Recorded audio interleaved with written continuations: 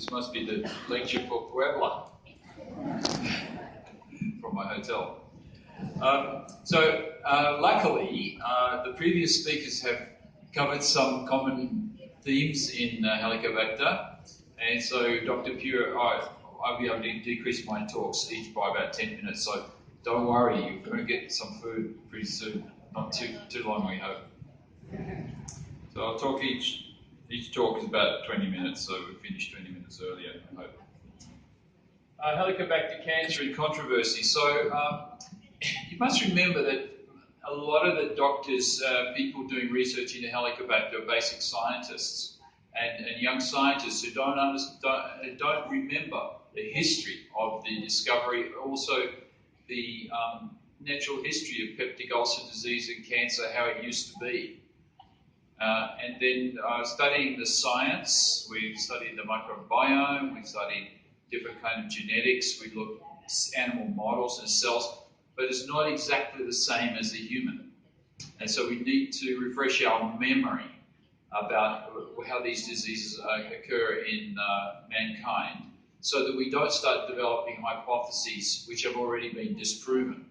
And I know quite often people come to me, young students come, Dr. Marshall, I've got this great project for my PhD, we're going to do this, this, this, this. I say, somebody tried that 30 years ago and didn't work, so do something else.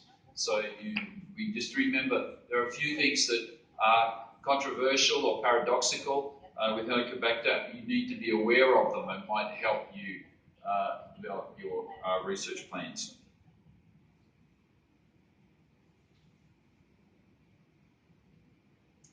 I'm going to go very quickly here. You know that H. pylori produces urease, and urease on this side consumes a hydrogen ion and generates a bicarbonate ammonia. I haven't got it on the slide, but remember when you have H. pylori, the urea is completely consumed. In the gastric juice, there's no urea. H. pylori has used it all up. So that means it's more difficult for another Helicobacter to come in and infect a person. So usually you only just have one infection, and that infection is protecting your stomach from the other ones because there's no more urea. It's all used up. So that might be one of the reasons that even like in countries like Peru, it's quite common to have maybe 2 Helicobacters in the stomach, different strains at the same time. But commonly we just have one, even in an infected environment.